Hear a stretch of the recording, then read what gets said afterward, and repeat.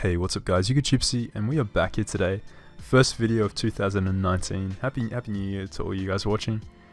We are back here today with week 1 of the ITL.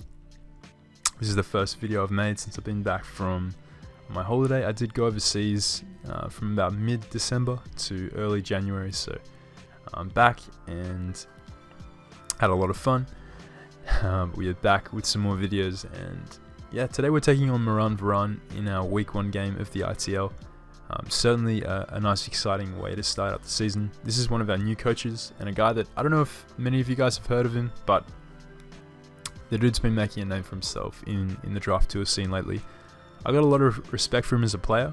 I think I met him or I saw him or I heard of him in a tour a few months ago, and I've been watching him since, and he's really on the come up. I think he's got a lot of potential, and he's going to be one of the kind of next generation of really strong players we're going to see rise up. So it's great to see him in the ITL, and it should be fun to take him on in this week 1 game. He's drafted a very powerful team. He got Zygarde 50 in round 1, and he coupled that with Mega Scizor, Tapu Bulu, Rotom Wash, and a kind of sleeper pick in Victini. You don't really see that thing drafted much. It's a bit of a meme in certain circles, but I think the Mon has merit, and I reckon he's the kind of player to really bring that out. So we'll have to see about that. But he's paired Bulu with Lucha, which, man, Lucha with Tapus that's something to be looked at. I think maybe 11 points for Lucha, factoring in a Tapu is a little cheap. That thing is crazy in the hands of a good player. But yeah, that's definitely something that influenced my prep, certainly, and I think influences a lot of people's prep when they face something like Coco Lucha. But I don't know, that might be something we talk about another time. But he's got a very powerful team. Sleeper threats and stuff like Lycanroc Dusk, I think that Mon is very good, and it's particularly threatening versus the team that I have at the moment. So yeah, really strong team. But yeah, we're going to run over the team that I've brought for this week's game. I've got a Chople, very defensive. I'm actually max defense bold Kyurem, which is kind of wild. With a ton of health, a ton of HP, and Ice Beam and Earth Power with Sub Roost. It's really all I need to touch his team. I have Magneton to trap Scizor, so I'm not really worried about that thing taking Earth Power as well. Earth Power obviously dealing with Rotom. This Kyurem just abuses Rotom, and it takes on stuff like Bulu. It can deliver hit from Lycanroc and deal a huge amount back with Earth Power. It takes under half from Scarfed Jolly V-Create from Victini. Banded V-Create gets roosted on, and then I hit it with an Earth Power the following turn after outspeeding it. So yeah, very nice Mon here. Can also work as a nice Hawlucha check, because after rocks I take +2 high jump kick with Chople from Adamant Lucha, which is pretty insane. But yeah, Kyurem, very solid Mon here. Obviously he does have a lot of fat like Licky and potentially Spit F Scizor, but provided we can work around those things, this Kyurem can put in a lot of work. The next one we have is Magearna, making its debut on the channel, in my hands anyway. And we're rocking a Shift Gear, 3 attack set. The coverage on this Magearna is kind of unorthodox. I'm Energy Ball, Hidden Power Fire, and Dazzling Gleam. Hidden Power 5 for the Scizor in case I cannot trap it with Magneton and I need a way to Oko that thing from like 70-ish%, assuming it's like a bulkier spread. Dazzling Gleam is pretty standard coverage versus his team, but Energy Ball is predominantly here to hit the Rotom and the Seismitoad, which are two kind of roadblocks to Magearna. Rotom can obviously T-Wave me, and Seismitoad can tank a lot of hits naturally. It can tank my Dual Stab pretty well. It's not enjoying taking like boosted Fluid Cannons, but it can take Dazzling Gleams with ease, and Energy Ball just Okos that thing.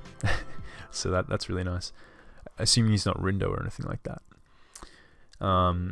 Shift Gear, like in the late game, if I trap Scizor and if I weaken Licky sufficiently, this Magearna can really put in the work. I have to remove his Victini though. I have to have rocks up, and I have to have that thing chipped down at least in range of like +1 Dazzling Gleam, or preferably Neutral Gleam. But that's obviously wishful thinking. We'll have to see how that plays out. But yeah, Magearna certainly a solid Mon here. Can also function as a pretty nice defensive response to stuff like Hawlucha and his Lycanroc. Then we have a really bulky Dragon Dance Stealth Rocking Tyranitar. This Tyranitar, it can do it all. It can boost up, it can rocks, and Rocks is predominantly its main job. It's obviously its most important job. It can always come in on the Victini, assuming it's not like doesn't hit me with a focus blast that turn, or it's not U-turning out. It loves to come in on stuff like Blue Flare, V-Create, and yeah, just a really solid mon here. I can potentially win in the mid to late game with this mon if I can get a Dragon Dance up and Bulu is chipped. It will be in range of +1 Ice Punch, but yeah, really Tyranitar probably not going to get a chance to DD up, honestly, just based on the kind of offensive nature of his team, and he's more likely just here to set up Rocks. Then we have a very bulky Gligar. I am mixed defense. I'm actually Curse on this set, Curse with Dual Stab. Curse gives me a really nice option versus, again, his Hawlucha, whilst also dealing with Zygarde really well. Dragon Dance Zygarde is walled by this Gligar.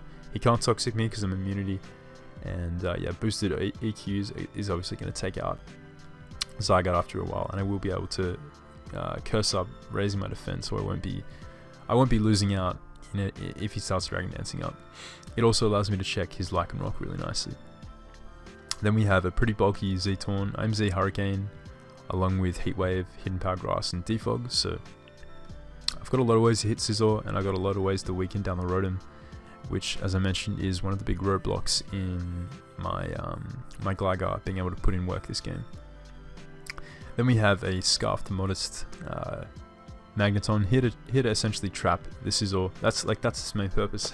But the man's brought no grounds, which means that Volt Switch is completely free versus his team. If he wants to go into something like Bulu, which is obviously a big risk on Magneton, he's going to be potentially punished with, you know, a free Kyurem coming in, a Torn, Beginner. In the case of Licky, it allows me to bring in T-Tar, set Rocks, start clicking Crunch, or just Dragon Dancing up. So yeah, pretty solid team. Pretty happy with the build. Maran's brought a pretty offensive looking team. Obviously he does have Licky, but I'm kind of feeling that's going to be his main kind of defensive mon here.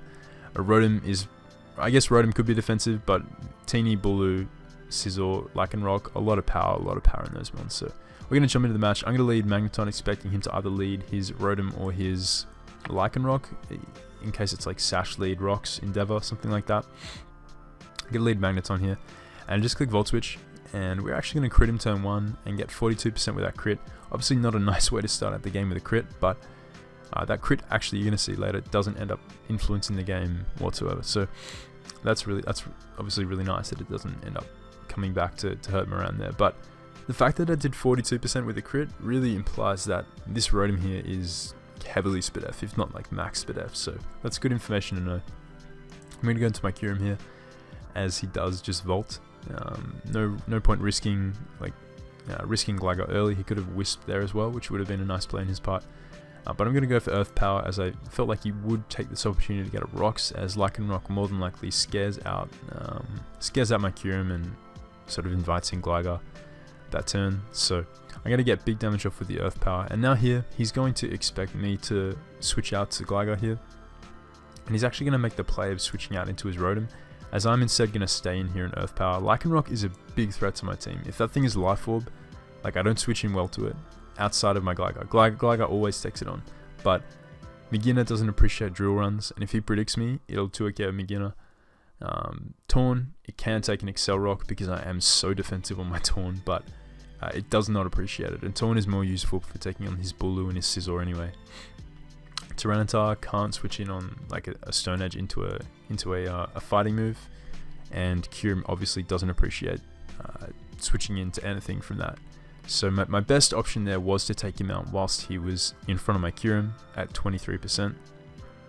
But he expected me to preserve Kyurem and go into my Gligar, which was a fair play on his part. I can definitely understand why he made that play. Going Rotom there covered me going Gligar and gave him immediate offensive momentum, because it forced something to take Hydro or something to take a Will-O-Wisp, which my team obviously doesn't want to take. And yeah, that would have really worked out for Maran had I gone Gligar there. But I do instead choose to stay in here and click Earth Power, and we proc that thing's a Guava Berry, as his Licky is going to come in here and take the next Earth Power. So this turn I'm going to sub up, scouting for the Toxic, as he does just go for the Wish, and we take that. He takes that Earth Power really nicely, so he's obviously got some Spit F and he's max HP, And this time I'm going to roost up again, as he is going to get another wish up. So I'm thinking, okay, I can wear this thing down, eventually switch out. But he actually goes for SD, and this is spooky. SD Licky is... I brought sub SD Licky versus Owen recently in like a lower tier tournament, and that thing literally just won on its own.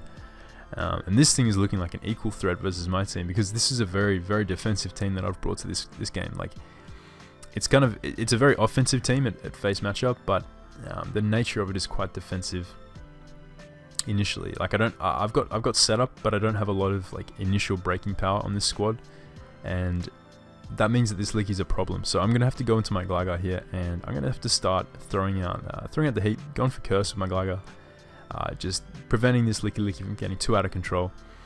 After I curse here, it's gonna do about 30% his return. I think the max was like 35, something like that.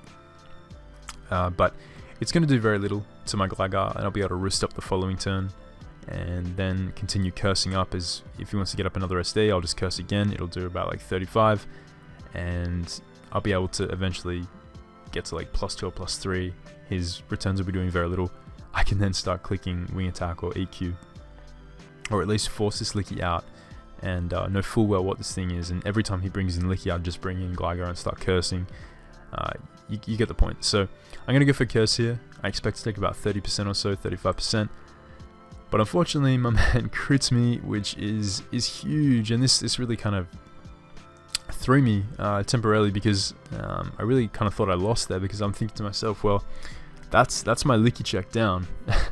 I don't have a way of breaking this thing, and this thing is actually gonna it's gonna net at least one more kill. No matter how I play this, it's gonna get another kill. Had I gone T-Tar and click like Dragon Dance or click Crunch twice, he would have killed T-Tar with 2 EQs.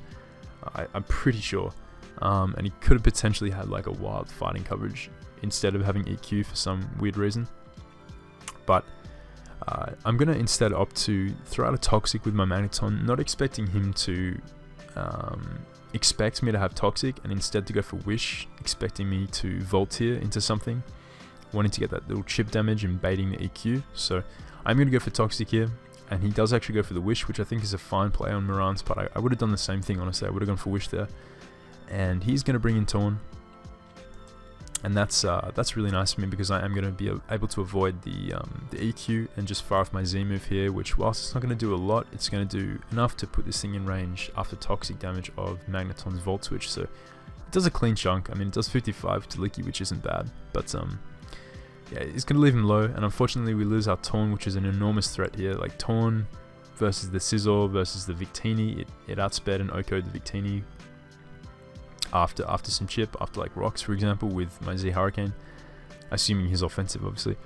And it was a really nice way of wearing down the Rotom, and I could have obviously defogged it at some point during the game. So unfortunately, that crit on Zygarde really bit us hard there. But we are going to be able to take out Licky, big Licky. Obviously, like, it's bittersweet that Licky crit out Zygarde, but it's also really nice to see Licky putting in work. So it's like, depending on how you look at it, obviously. Very, very nice bring there from Maran. So he's going to go into his Victini here. Obviously threatens out my beginner. I'm not wanting to risk that thing at this stage in the match. I'm going to go into my Tyranitar here, take the rocks, and chew whatever fire attack he wants to fire off at me. But he is going to go for the blue flare, revealing his life orb. So he's going to be taking that nice sand and life orb, which is going to be chipping him down. If I can get rocks potentially up at some point in the match, if he doesn't have Focus Blast here, he doesn't have fighting coverage, this Victini will be chipped lower and lower down into range beginner. But he's going to reveal the Focus Blast here, and he's going to hit it. It's 77% accurate with his ability. So he hits it there. It's essentially like hitting a like Thunder or something, I guess. I think Thunder's 75. Anyway, he hits it. T-Tar goes down. I think staying in there to risk the Focus Miss was his better play, as opposed to going for Pursuit, because if I Pursuit there, he loses his only way of beating the beginner. So it was kind of risky. You could argue it was risky for him to go for Focus Blast, but it was his better play, like, had I had Pursuit, and I don't think he wanted to risk that there. So fair play to him. So I'm going to go into my Magneton here and go for the Volt Switch. As we get a nice chunk off on this Teeny, it's going to put him in range of another 2 hits of Life Orb with 2 hits of Sand. And Blue Flare is going to do quite a nice amount to my Kyurem, but we do hang on because we do have a ton of HP. And this is going to force him into a spot where he either has to sack off Teeny to kill my Kyurem and lose his way of OHKOing Magina, or he has to preserve it, keep it round, and hope that I don't shift gear on something else. So this is a really tough spot for him, but he is going to end up preserving his Teeny. Got into his Mega Scizor, and right here I'm going to Roost Up as he does reveal the SD, and this is an interesting spot. If he expects me to go into my Magneton here, he's not going to click Bullet Punch, because +2 Bullet Punch is going to do it's going to do very little to Magneton, who has really good defense and 4 times resists it.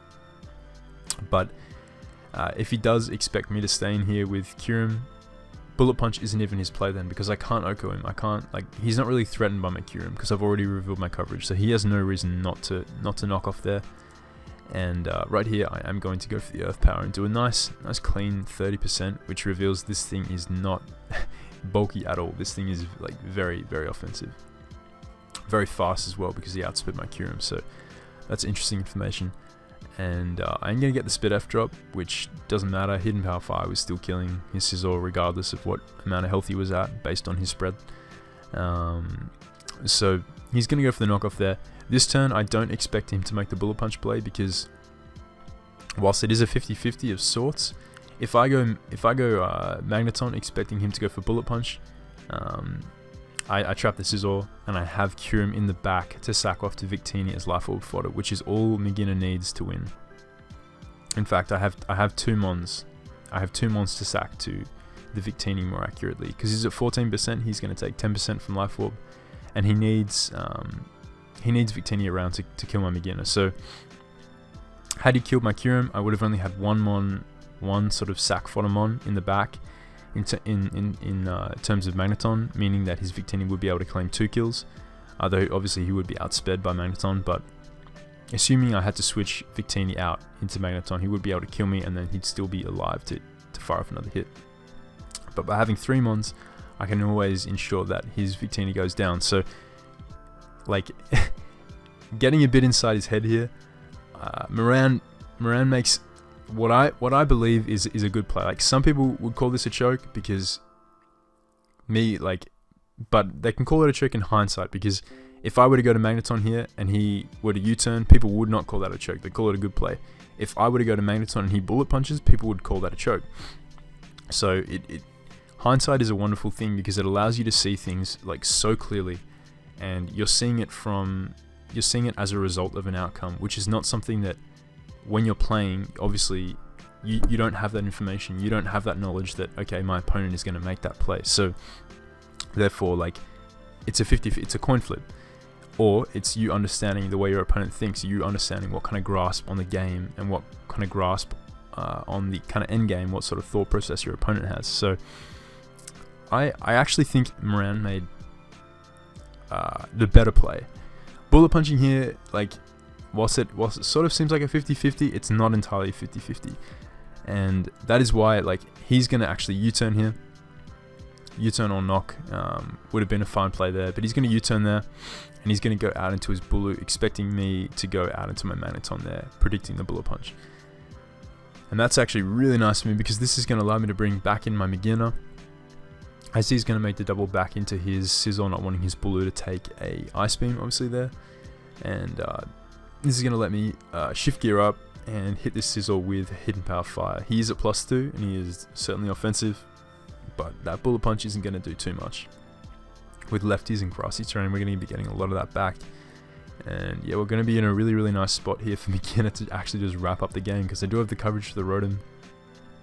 And his Lycanroc obviously is outsped, his Victini is outsped. And his Bulu actually is Spit F, so he is like, he showed me his theme after the game, he's like max HP with a ton of Spit F. But even that obviously isn't going to save him. I'm at +1, I'm at +2 now.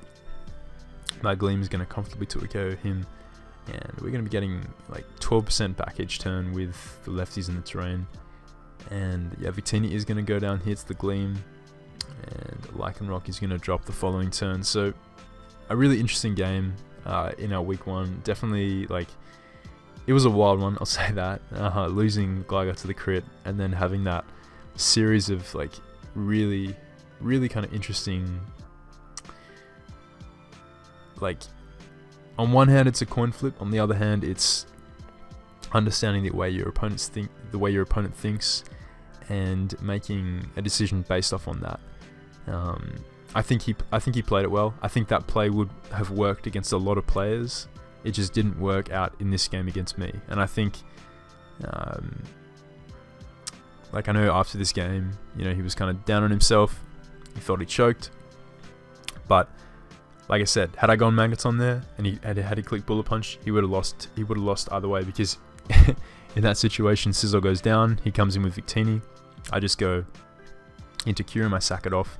He takes a hit. He takes a Life Orb hit. He's only got one hit left. I go into Magneton. I click Volt Switch. It either kills Teeny or it forces something else in to take the Volt Switch, which allows Megator to come in and set up a Shift Gear. So either way you look at it, I think he played it really well.